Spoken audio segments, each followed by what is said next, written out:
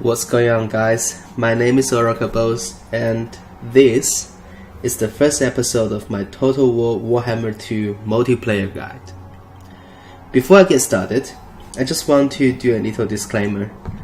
This series I'm doing is on the assumption of you understanding the basic control settings and basic knowledge about your preferred faction, and their strengths and weaknesses, and what do their units do on the battlefield. If you need some guide on these matters, I strongly recommend YouTuber Patty Elite. He's got one of the best beginner guide series in the community. Even when I started playing the game back in 2016, I was watching his beginner guide videos. Now, with that out of the way, let's jump into the guide itself. For the first episode, I will just focus on one thing, and that is target prioritizing. In other words, you need to know what your faction is good at and what your enemy faction is good at. For example, we're just gonna basically take two random factions like this. Maybe we discuss Dwarf and the Chaos. So if you look at Dwarf roster, you know that Dwarf infantry all have very good armor, or have very good leadership, which means Dwarf infantry are very durable. And no matter what you pick, they're gonna just give you very durable front line. And Dwarf also have so many range options, like crossbows and iron drakes, guns like thunders, and AP missiles like this, the Othos Raiders, and Trollhammer torpedoes, and all these range missile infantry. And also Dwarf has flying machines like gyros, different kind of gyros. And then finally, not the least, Dwarf have a wide range of artillery options, like bow throwers and grudge throwers, cannons, and organ gun, flame cannon and stuff. So basically you need to know what does each one of the unit do specifically on the battlefield and what they are good at. For example, bow throwers and cannons, they both serve one purpose as anti-large AP missile artillery.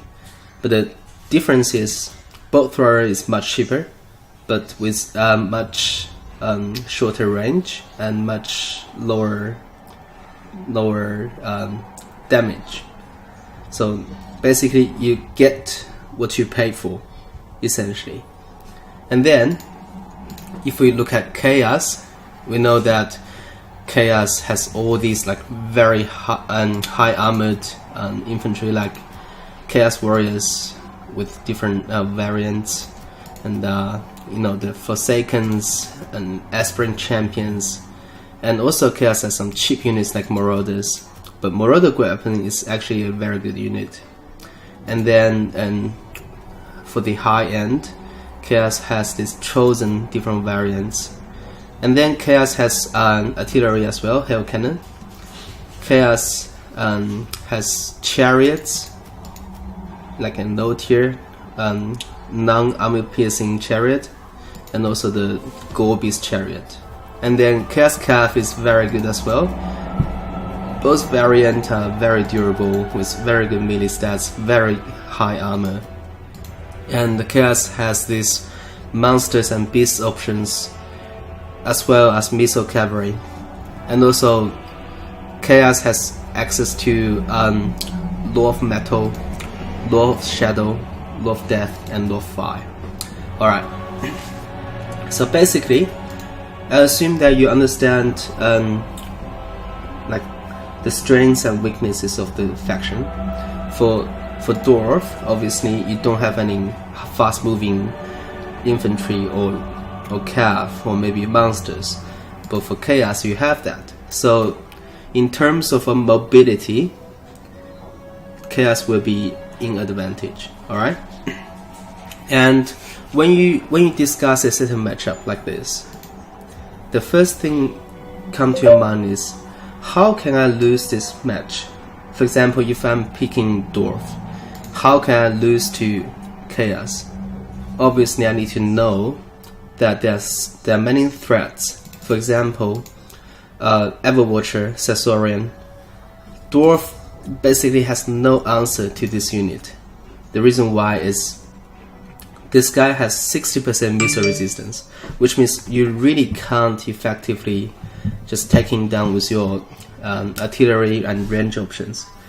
And if you are experienced, you know that Sensorian has this weird animation where he's not gonna get lobbed down by anything. He's just gonna flying around and toast things like just basically on his will. So especially in this Dwarf matchup, Dwarf doesn't have anything to stop him. So that's something you need to know, and you need to know how to deal with him. And the best answer would be Slayers, right? And you don't even need giant Slayers. Like just normal Slayers are very good against Sensorian because he's only got 30 armor. So while you're sending a Slayer babysit Sensorian, then you can just minding your own business with other units. And then you need to understand that if, let's say, you need to have an answer to deal with obviously Chosen or Chaos Warriors with Great Weapon. These two units are very effective against Dwarves due to their armor piercing and that they are basically pound for pound at the elite level, like top level, across all their counterparts. So they are very effective against Dwarf infantry. So you need to have a way to deal with them, and the best way to deal with them, I would say, is utilize your range. Like basically, for example, if you opt for it, you can use Thunderers.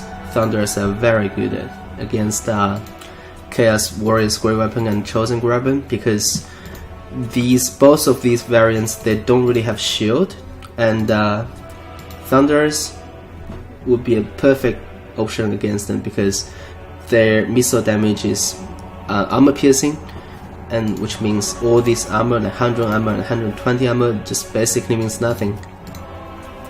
Or you can opt for it, maybe go with Orthodox Raiders. These are very good option against the likes of high armor infantry.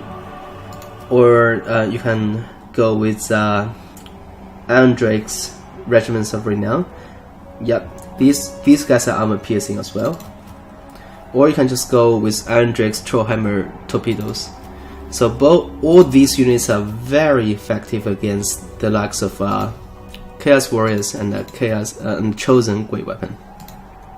Alright, so this is just an example of how you're gonna deal with specific stuff your enemy is bringing.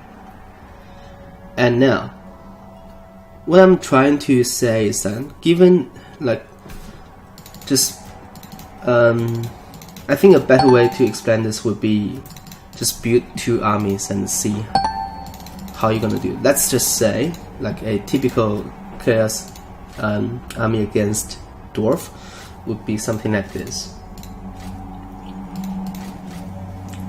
So obviously you're gonna pick Sensorian.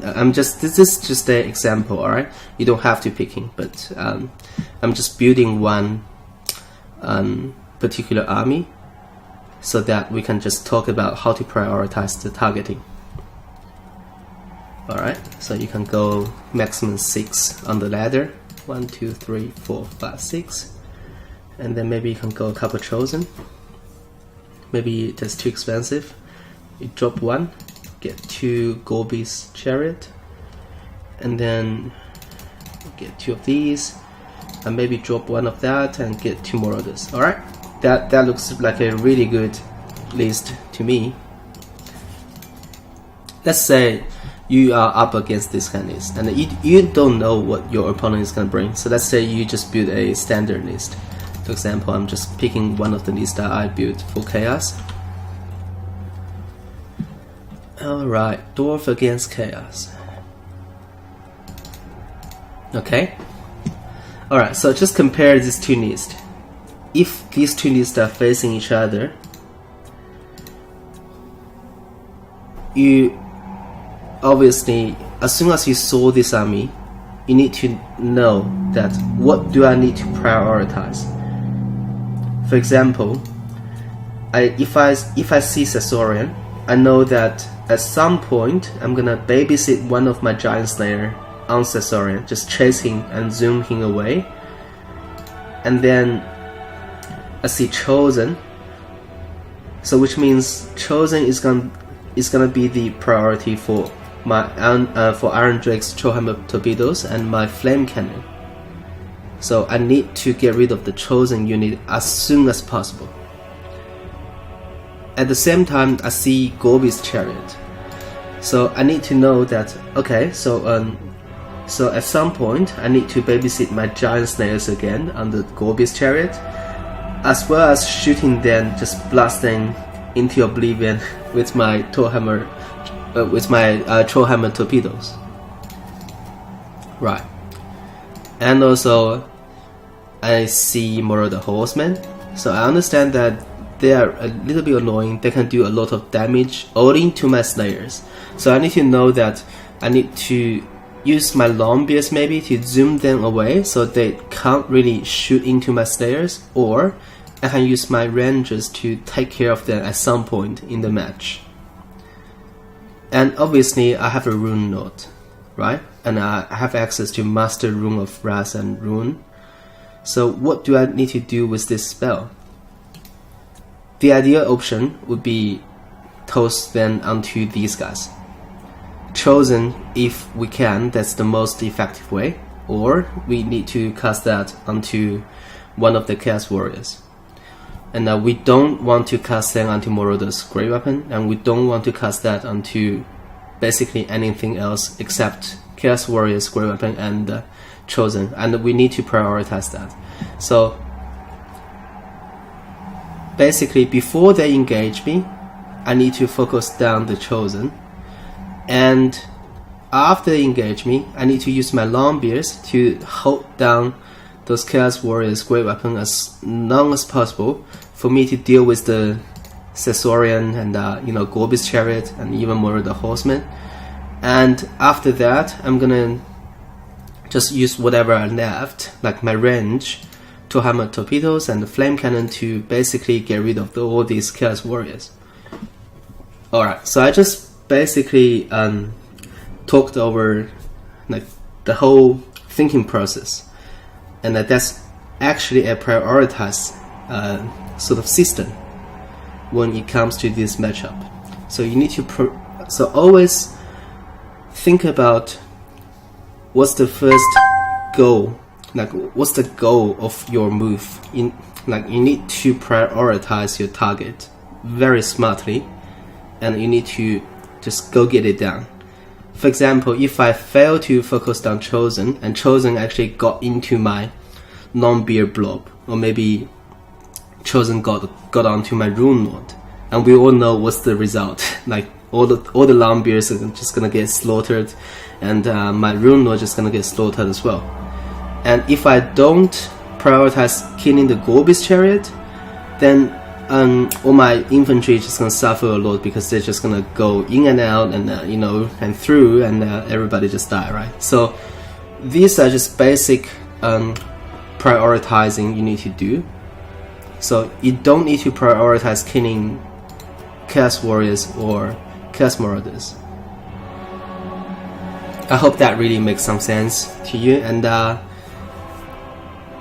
that's basically the whole episode 1 I'm going to talk about. So target selection and target prioritizing is the key to a victory. Hope you guys enjoyed it. Oracle signing off.